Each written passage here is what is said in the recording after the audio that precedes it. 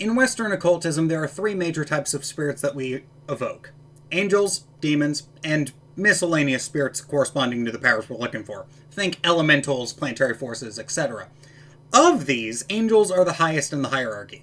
And by highest, I mean closest to the divine source. They're literally closer to the emanation that all things emanate from, the source of all emanations. Being closest to the divine source, they have a much more bird's eye view of material existence than humanity does, and if you look at the old stories, you will notice a very interesting trend start to form of angels not really liking us as much as we tend to think. Unless our goals are honest, virtuous, and righteous. So what does any of that mean? Well, that's the subject of today's video, because angels don't like us very much. So how do we fix that? I am Dave, the Amateur Magus. If you like my content and want to support me, link in the description to the Patreon. We've got starting to get quite a healthy backlog of content going on over there, so if you're interested in supporting the channel, feel free to pop over onto the Patreon. But now back to the main subject of our video, angels. So when you're evoking an angel, there's kind of a procedure you have to go through. And it really depends on if you're trying to get a full conversation with an angel or just partial contact. What do I mean by this? Well, if you look at the lesser banishing ritual of the pentagram, you will notice that the steps go like this. You do the Kabbalistic cross first, then you do the formulation of the pentagrams, then you invoke the archangels of the quarters, and then you do Kabbalistic cross again to make a nice Kabbalistic cross sandwich, if you would. From there, you have two major options, assuming you're going for an angelic evocation. You can either, A, turn to the quarter that you're trying to talk to the angel for, and just talk to them because you just invoke them. Now, you can begin this by asking them to more solidify the connection. You could ask them to show in a more full appearance.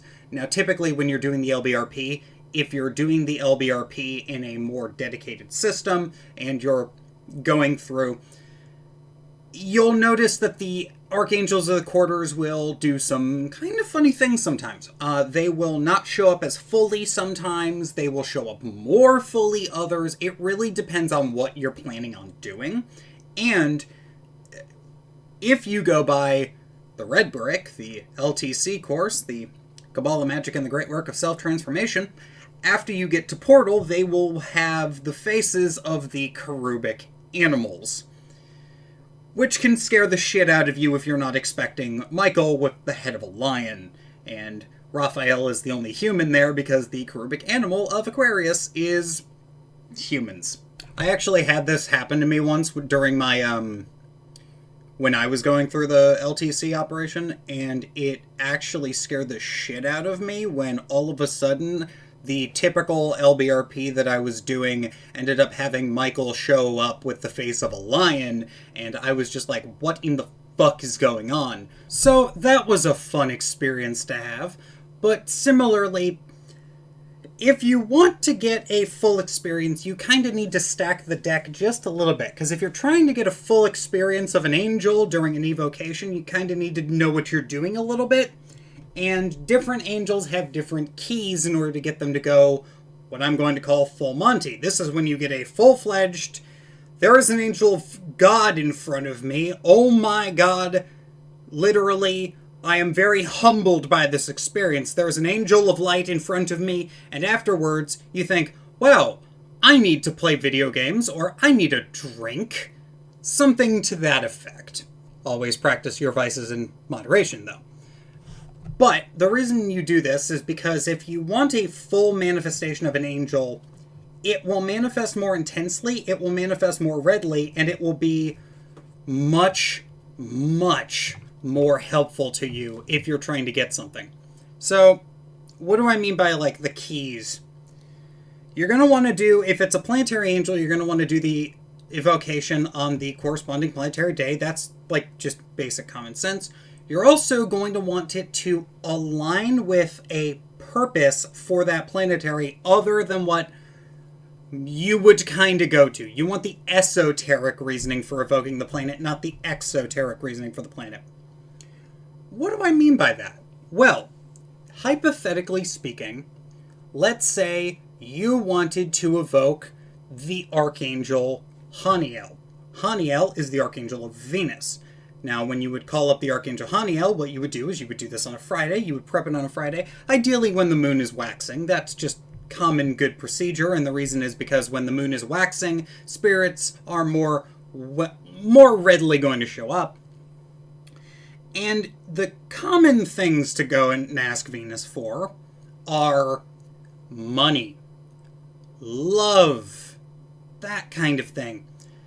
If you want full manifestation of Haniel, you don't go and ask for those things. You can go and ask all sorts of other spirits for those things, but you can't really go and ask Haniel for those things and expect they're going to show up the same way as, say, a demon of lust or a demon of love whose entire jam is just, oh my god, I just want to get, like, so many people to get babies. That's not what you call up Haniel for. For Haniel, you call them up to learn about love. You call them up to learn borderline Kama Sutra style about love. You want, like, I want to know as much about this as possible. Can you give me the opportunities to learn about these specific forms of love? And you will then proceed to learn that Venus is a very painful planet to work with. Source, experience. Not going to regale you with the story, but a long time ago, I did an evocation of Haniel. It was kind of an off-the-cuff thing that I wasn't really expecting to get much out of. I asked Haniel to give me a dream teaching me about the 7 different kinds of love, and Haniel showed up for that split second of that evocation, because that evocation did not last long. I did not give it the respect it deserved. Hindsight is 2020. This was multiple years ago. Don't fucking talk to me about this. But hindsight being 2020, I should have given it the more respect it deserved. And Haniel showed up. She was rip-roaring and ready to go, and I asked her to give it to me in a dream, and I got that dream, and I woke up sobbing. It was a full dream, full remembered dream of, like, it felt like an entire day of somebody else's life had been lived in this dream. Not going to tell you what happened. I learned about the 7 different kinds of love, and oh my god, love is painful.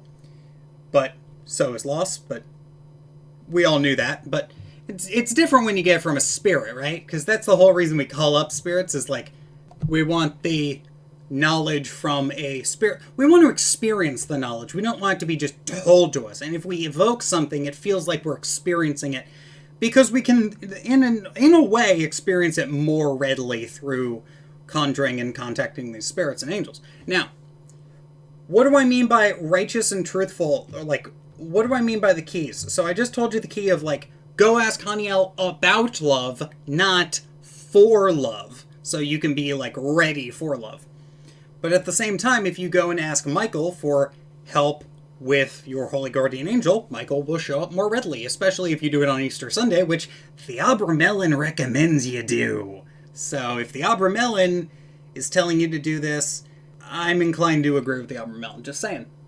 Other general recommendations are, you want to ask angels for spiritual questions. You want to ask them, if you are asking them a mundane question, it should be for honest reasons. If you're asking an angel for money and you want to learn how to do money, you should be doing it not so you can make money, but so you can improve the lives of other people by giving them money, right? That kind of thing. Generally speaking, you're going to want to be asking angels for higher spiritual truth type things, or you're going to want to ask to be initiated into their sphere of influence and their sphere of knowledge. And if you do that, you can get some really good effects, and you can get some really, really janky effects. Now, obviously, there's always the people who are going to want to go to Michael for protection. There's nothing wrong with that, obviously. But what I'm saying is that sometimes if you go to ask angels for things, you will end up having issues with what you are requesting, because you go and ask for money, and the angel's like, oh yeah, I'll give you money. Like, you'll ask for more spending money, and then the angel will teach you how to budget or something. But the reason they do this is because your thinking is a little too small. So this goes back to what I said in the very beginning of this episode. The angels see things from a higher perspective. So if you stop and you try to extrapolate what the angel's viewpoint would be better, and you try to help you ask them to help you align yourself with that viewpoint, that's when they end up helping you a lot more. Now, obviously, people are still going to go to Michael for protection. They're still going to go to Raphael for healing. They're still going to go to Gabriel for strength. That's all fine. But this is to give you an extra perspective of how to get angels more willing and emphatically excited to work with you. Okay? Okay. Oh, and Enochian's just, I should mention the Enochian elephant in the room, considering I talked a lot about Dr. John Dee last time. So let me explain why Enochians are a weird one. Enochians are more of... If Enochians are considered angels, they are the best equivalent is you're dealing with the angelic equivalent of the IT people who have not talked to somebody who isn't an IT person in their equivalent of years, right?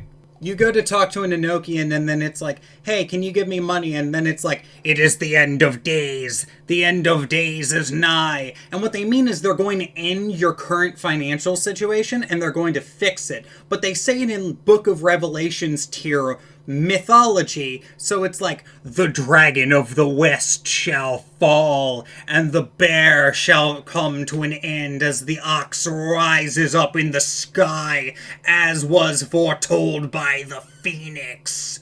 And then it's like, what the fuck does that mean? Oh, it means your stock investments are going to do well. Oh! Okay. Sure. That's something that can happen with Enochians.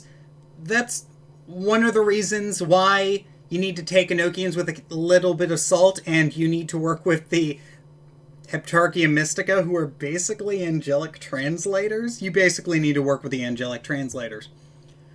I have been Dave, the Amateur Magus. I hope you enjoyed this video. I hope you understand that we need to be looking a little bit higher with our spiritual goals if we're going to be employing angels. And for those of you wondering, that bird is a dove. I own a dove in my home, and whenever I try to record videos, that bird will not stop. So I've given in to the bird because it is Mercury retrograde. I have been Dave, the Amateur Magus. I hope you have a good rest of your day. If you're not having a good day, hope your day gets better. Take it easy. See you next time.